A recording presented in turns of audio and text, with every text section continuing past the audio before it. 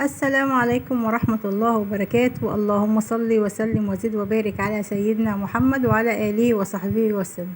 ازيكم عاملين ايه؟ يا رب تكونوا بخير. النهارده ان شاء الله هعمل معاكم وصفة سهلة وبسيطة جدا. هعمل بتنجان هو المسقعة بطريقة المطاعم، بطريقة سهلة خالص زي ما انت شايفة الجمال ده. بص بقى نخش في الموضوع على طول. معانا ده بتنجان اسود، تمام، وبطاطس وفلفل اخضر. ده فلفل كوبي ده اللي كان موجود عندي، بس انت حابه تحطي فلفل من الطويل او فلفل حامي، تمام. بتعمل بالبطاطس. ايوه، في ناس بتحط فيها بطاطس، بتقلي البطاطس زي البتنجان كده وتحطها فيها. بس انا صراحه يعني انا مش هعمل، انا المره دي مش هحط فيها بطاطس يعني، تمام. بس هو بيبقى حلو يعني، عندي ابني بيحبه جدا، بس هو عشان مش موجود فانا مش هحط البطاطس في البتنجان. هعمل له بتنجان بس وفلفل، تمام. معايا انا كل اللي هعمله بتنجانيه واحده بس، لان انا هعمل طبق واحد زي جنب اكل تاني يعني، فانا مش هكتر. فانت طبعا تعملي الكميه اللي انت عايزاها زي ما تحبي. انا هاخد بتنجانيه واحده كده. انا كل اللي هعمله ان انا هخرطها. هقطع البتنجانيه، اغسلها طبعا كويس، واخرطها على 4/4 واخرطها مكعبات، تمام.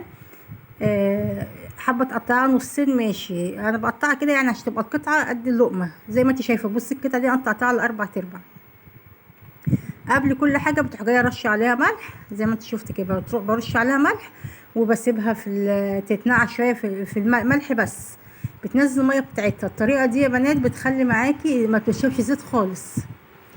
والله يعني انت بصي، شايفين شويه الزيت اللي انا حطاهم الصغيرين دول؟ هتشوفيهم دلوقتي في اخر بعد ما اخلص هتلاقيهم زي ما هم، تمام. هتلاقي بتنجان زي ما هو، الزيت زي ما هو. يعني الطريقه دي متخليش الزيت يخلص، البتنجان يشرب زيت خالص. احنا عارفين البتنجان من بيشرب زيت كتير، بس انك انت تنقعيه في ملح او ترش عليه ملح وتسيبيه ينزل ميته، بيخلي لك بص الزيت دول اخر حبه. وعملت قرن فلفل واحد عشان محدش بياكل فلفل، بس انا قلت ايه اديله طعم يعني مع البتنجان. بص الزيت بقى، او ده اللي انا قصدي عليه، شويه الزيت زي ما هم. بص كتير جدا يعني، انا حتى مش هعمل فيهم التقليه بتاعتهم، انا هشيل منهم حبه. ده طبق بتنجان انا هعمله طبعا، زي ما قلت لك انت حابه تزودي. انا هشيل شويه الزيت دول، هسيب حوالي كده معلقتين بس ولا حاجه فيهم في الطاسه عشان اعمل فيها التومه. معايا فصين توم، انا مش مكتره طبعا لا طماطم ولا حاجه، انا بحبش فيها الطماطم كتيره. لو انت فصين التوم طبعا دقتهم وهديهم تشويحه كده على النار، واحط عليهم خل، واحط الطماطم طبعا انا بشراها. حابه تعملها في الخلاط، تمام. حابه تقطعيها على ايدك، تمام. بس انا بحب ابشرها بصراحه.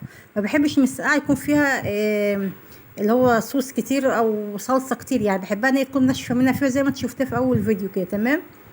بحمر الفصين التوم كده. انا بكترش توم لان كل عاملاها بتنجانيه يعني، مش عامله كتير. بحط عليه حوالي معلقتين كده، معلقتين خل، زي طريقه المطاعم بالظبط. وبروح جايه حاطه عليها دول طماطمتين صغيرين، بسيبهم يتشوحوا كده مع بعض، يتسبكوا كده على بسيط. طبعا ممكن تحط رشه سكر صغيره خالص، شويه ملح، شويه كمون، هو ملح كمون، شويه شطه صغيرين خالص عشان ما يبقاش حامي، وشويه فلفل اسمر صغيرين، تمام. بسيبهم كده يتسبكوا مع بعض، بديهم تقليبه كده وما اشوفهاش خالص يعني. انا بحط عليها البتنجان بحيث ان هي البتنجان يتشرب في تستوي يعني، قبل ما الميه بتاعتها تنشف الشويه اللي فيهم دول، إيه، تدي طعم البتنجان. بصوا بقى زي ما انتم شايفين كده، هديه تقليبه واحده، مش هكتر، هي بس غلوايه واحده كده فيه، بس مجرد بس ان البتنجان يشرب من الصلصه اللي هو فيها، تمام. زي ما قلت لك، حابه تكتري فلفل حطي، حابه تحطي حامي حطي زي اللي انت عايزاه. بس عشان محدش بياكل فلفل اللي فيه، بس انا حطيت قرن واحد بس بحيث ان هو يديله طعم. ماشي، غلوه واحده. وبص زي ما انتم شايفين بقى، غلوه واحده وبشيله من على النار اهو زي ما انتم شايفين كده، وبحطه في طبق. بصوا بقى والله كان طعمه تحفه. تاكليه بقى جنب، انا كنت عامله اكل كنت احطها جنب الاكل، عشان كده مش مكتره. بصوا بقى الجمال. ما تنسيش بقى في لايك واشتراك وتفعيل الجرس عشان يوصلك مني كل جديد. والسلام عليكم ورحمه الله.